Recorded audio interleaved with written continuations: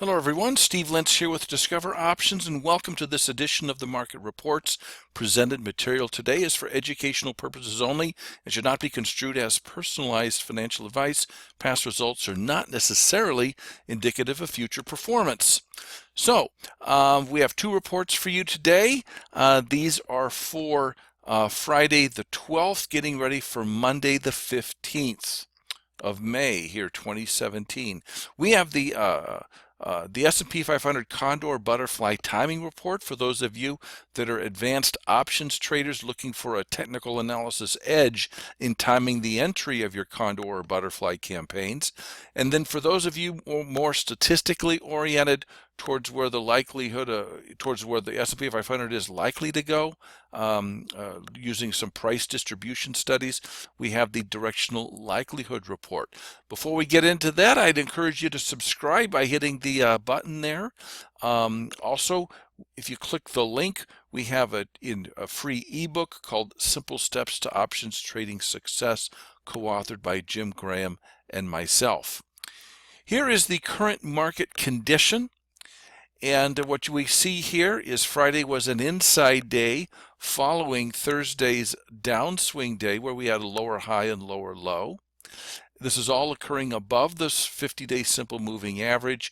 And this the 15-3 stochastic is trending downward underneath %D, somewhere between 50 and 99, 50 and 100 basically.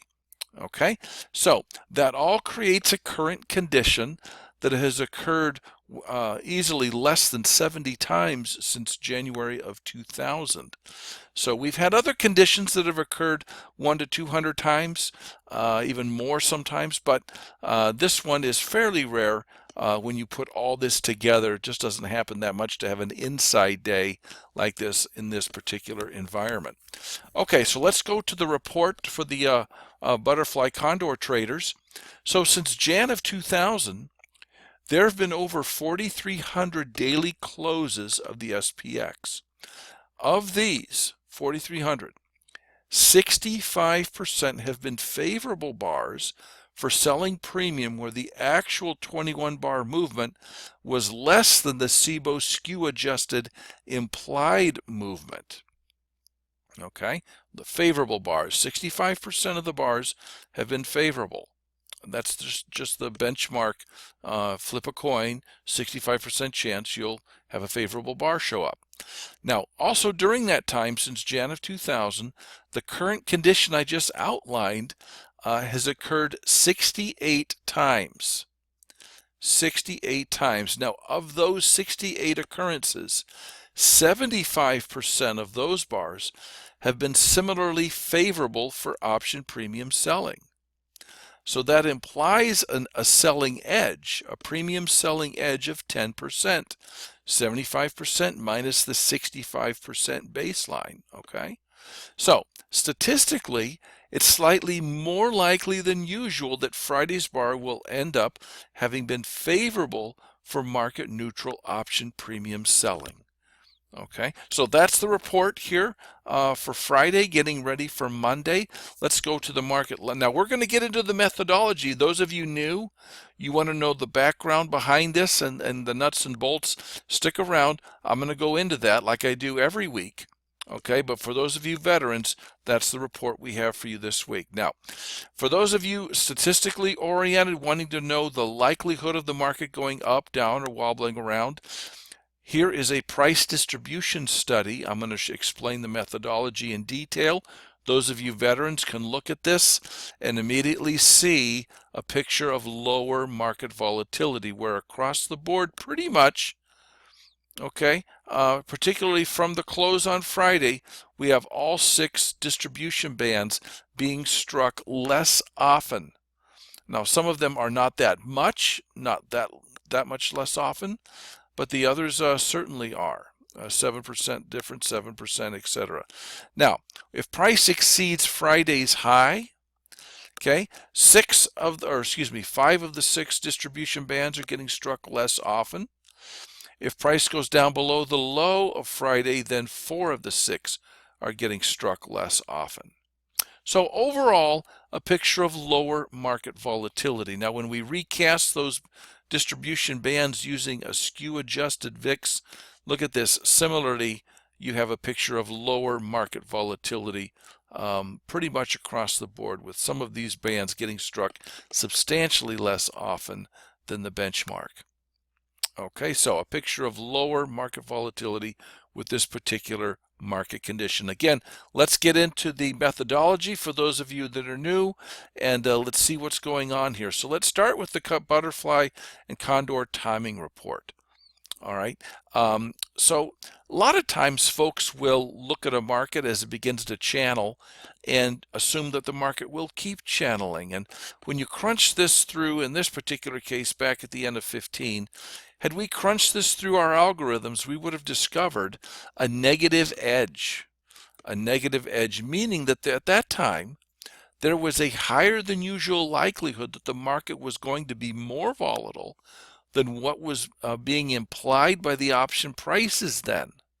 In this case, it turned out to be predictive. The market went on a tear to the downside. Volatility went through the roof. So it can be predictive in that regard. Now, here's our current condition, and here's the question on the table. Is our current condition a good one for selling option premium through range trading, butterflies and condors? Looking at this chart, is this a good condition to embark on that kind of a campaign? Now, that's a great question. A lot of folks just do butters and condors, on a seasonal basis, but we want to refine it so that we can look at the chart and have a better understanding. So here's our methodology in doing this. We first have to observe how much the market actually moves from a given close, and we label that actual volatility. We observe what market move is being predicted by the option prices, and we label that implied volatility. A lot of us, you experienced option traders, you know what that is. All right, then we compare the two in retrospect, in hindsight, and label the bars either favorable or unfavorable for selling premium. So let's just take an example of this. Let's just look at the methodology that we have. So you could take a close on any given, any given close, and you look forward 21 bars and ask yourself what's the farthest that it moved away from that close. Here, it clearly moved downward far more than it went up. It went down 50 points, in fact, and let's see, let me get this. Went down 50 points, and let's see, here we go. Boom, there we go. Okay. And 50 points ends up being roughly 2.4% of the actual index. And we can graph that in that indicator down there. So it actually moved 2.4%. Now, at that time, what market move was being implied by the option prices? It's a great question. What was being implied by the option prices? When you look at the VIX, good grief, come on, people, there we go. When you look at the VIX was implying a 21-day move of 4.4%. That works out to be much higher than what actually occurred. Now, that kind of a behavior where the market does not move as much as what the options were implying, that's a favorable thing to have occur to you if you're doing butters and condors. You don't want the market to move that much. So we're going to label that kind of a bar blue and label it favorable. So all the bars where that occurrence, that happened, where the market did not move as much as implied, that's a favorable bar. We color those blue. Those where the market moved more than what was being implied, we label those unfavorable and we label them red. All right, so here's the process now. What we're going to do is go look at historically what percentage of all the bars going back to Jan of 2000, what percentage of those were blue and favorable. Of the bars that match our current market condition, all 68 of them, what percentage of those were historically favorable? And the difference between the two could represent an edge. So let's go back and look at all 4,327 or so bars. What is going on with my One moment here. Let me get this figured out.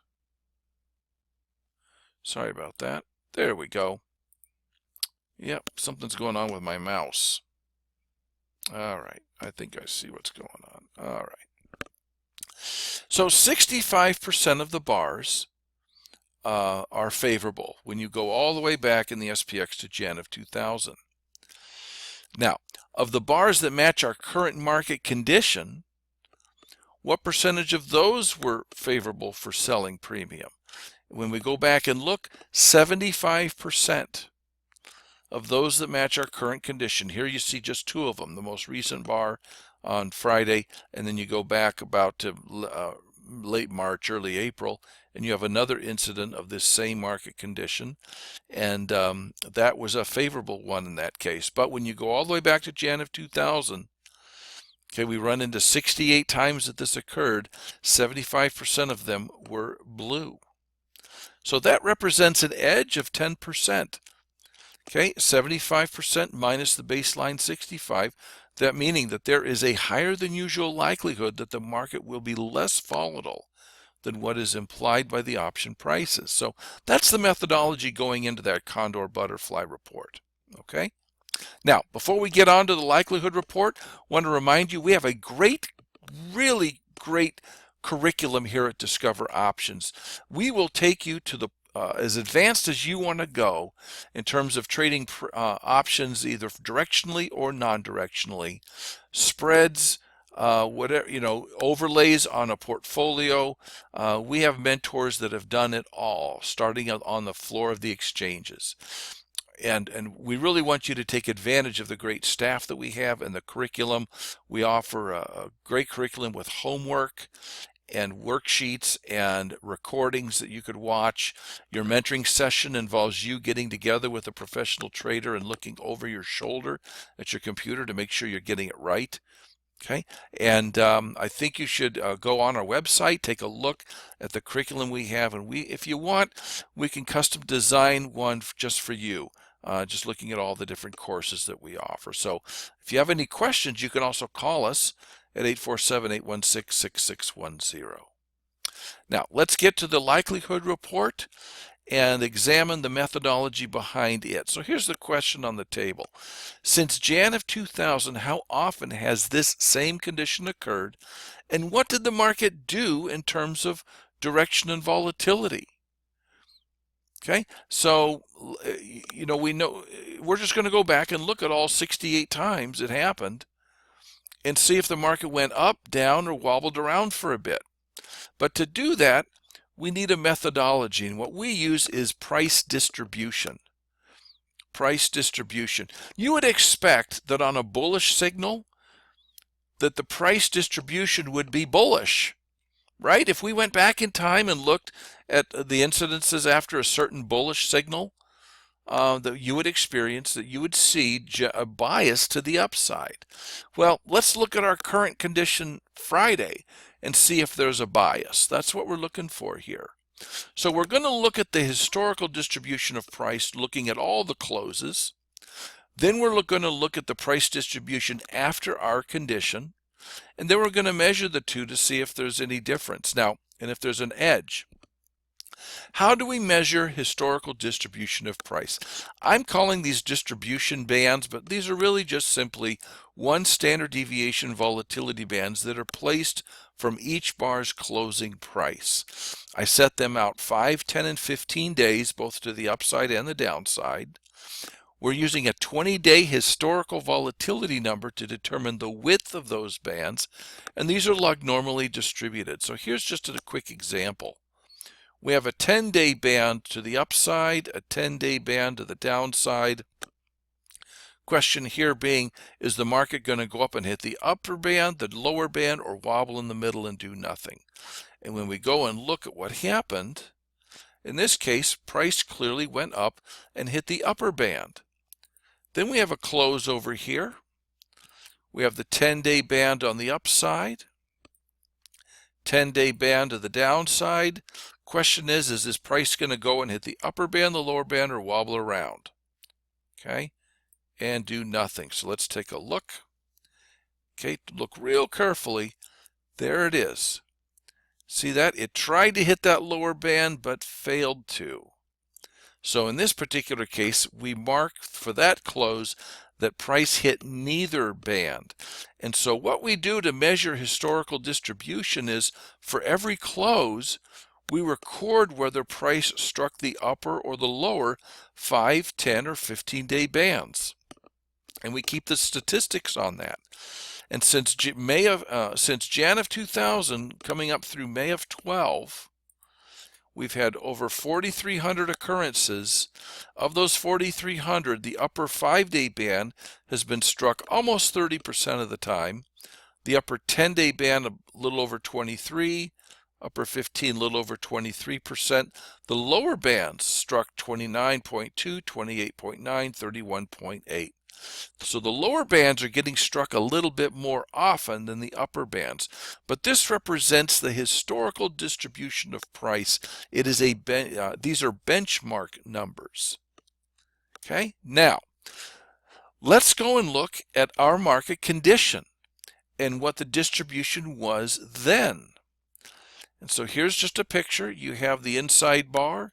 The inside bar, this is one band. We know that that was a favorable one, but we're going to measure the distribution as of the close.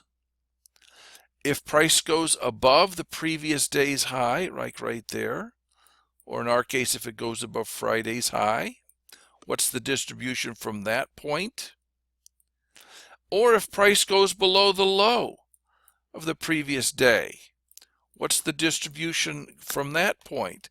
If it goes below the low, what's the distribution moving forward? Okay, so we're going to look at distribution in all three of these scenarios, so that come Monday's open, you'll have an idea of the distribution, whether the market goes up or down, above or below the previous day's range. So here we go. This is as of the close. We had 69 total, and that includes consecutive occurrences there. There must have been one consecutive inside bar with the same other conditions. Now, of all those 69, look at this. Price struck the upper 5-day band a little bit less often than the benchmark. It struck the upper 10-day band quite a bit less often. You see the difference here. About the same on the upper 15-day band. Very close on the lower 5-day band, but the lower 10 and 15, quite a bit of difference. It struck those bands quite a bit less often there. You see that? And so that's why we have all these red numbers indicating a greater likelihood of lower market volatility than normal. Lower market volatility than normal. It doesn't mean it's not going to hit those bands. It just, we know that historically, after this pattern and market condition is developed, price has hit the bands in either direction less often than the benchmark. Okay, so it's all about statistics and understanding likelihoods. Now, if price goes above the high on Friday, in that situation, we can see that that's occurred 39 times in the past. Of those 39, price went and hit the bands less often. 5 out of the 6 distribution bands were struck less often, especially on the downside. Look at that. Those lower bands were struck way less often than the upper. Interesting. Now, if price exceeds the low on Friday, okay, 4 out of the 6 incurred, lower, the bands were getting struck lower in that particular case. I like to recast these bands using a skew adjusted VIX number. The VIX is higher than statistical volatility. The bands are farther away. They get struck less often, as you can see here. The benchmark is far lower than the previous one using statistical volatility. But even then, when you look at the differences, you have a similar reflection of likelihood for lower market volatility. Lower market volatility. Almost all of these bands got struck less often than the benchmark up here. Some of them by quite a bit, as you can see. Quite a bit. Okay, so that is the methodology for the likelihood report. The market is likely to be less volatile than normal, and I hope this methodology explanation helped. Thanks so much for joining us. We'll be back next weekend, same bat time, same bat channel. You have a good week trading, folks. Take care. Bye-bye.